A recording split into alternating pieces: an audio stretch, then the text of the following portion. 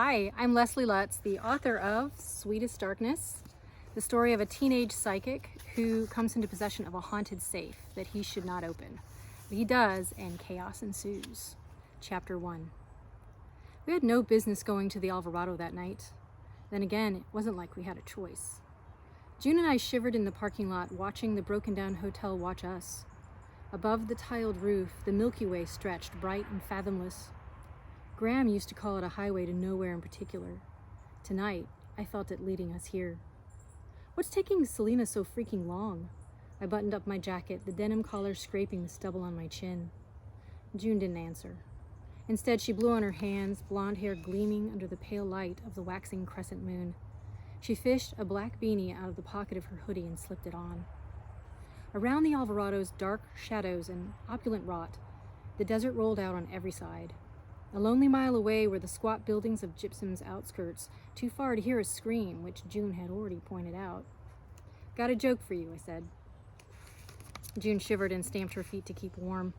Two girls and a guy walk into a haunted hotel. "Quinn, I think we should go home." And one of them says, "Quinn, I think we should go home." Then why don't we? I had no follow-up joke. No punchline. None of us planned this little excursion. None of us called or texted or spoke about it, even though we saw each other every day at school, spent every weekend together. I'd arrived first, on foot, after telling my brother I needed to take a walk, which turned into a 2-mile hike. My feet just led me here. And June showed, materializing out of a pickup with Texas Longhorn plates, waving goodbye to some stranger she'd just hitched a ride from.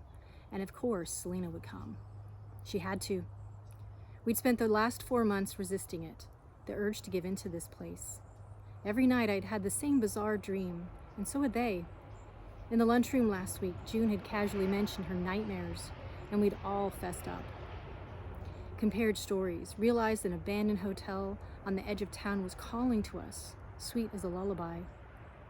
Then the three of us sat in a pocket of silence in the cafeteria, speechless.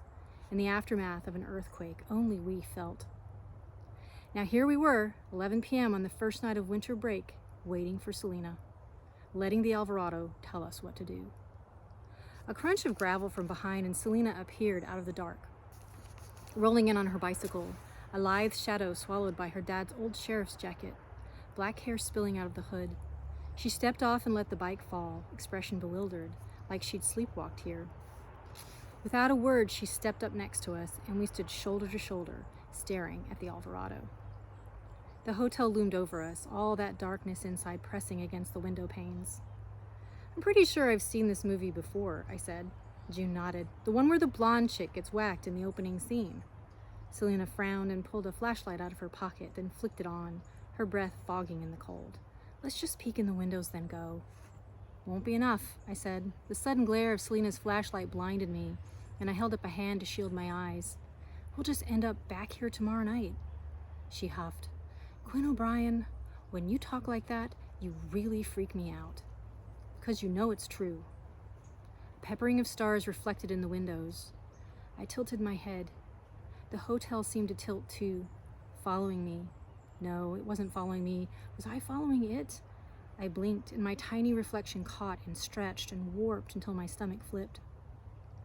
Behind us, on the edge of town, the Gun Barrel Trailer Park glimmered as a sea of blacks and grays. I used to go there when I still read tea leaves, selling a glimpse of the future for $20 a pop. Maybe I shouldn't put Selena through this. The first trailer was only a half-mile away by foot.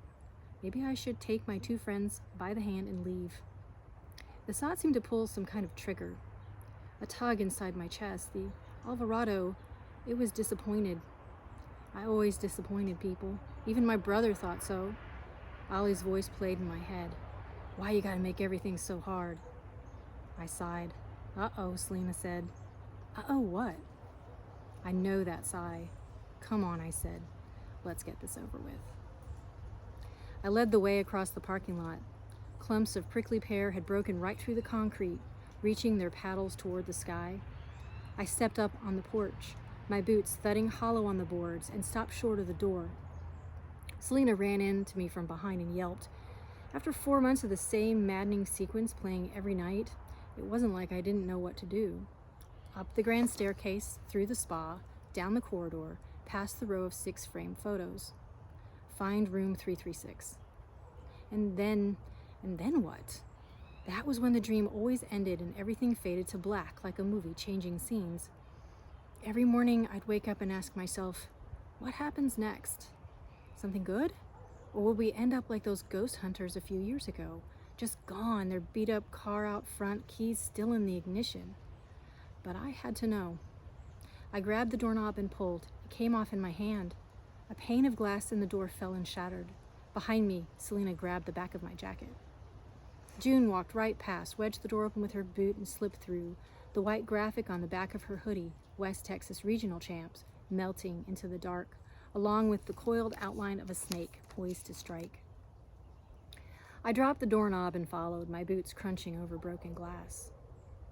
The inside of the hotel was colder than out. I drew in a breath that tasted musty, then shivered. June had disappeared. Typical. Now that she made up her mind, she put her fear in a box and brought out the false bravado. I flicked on my flashlight.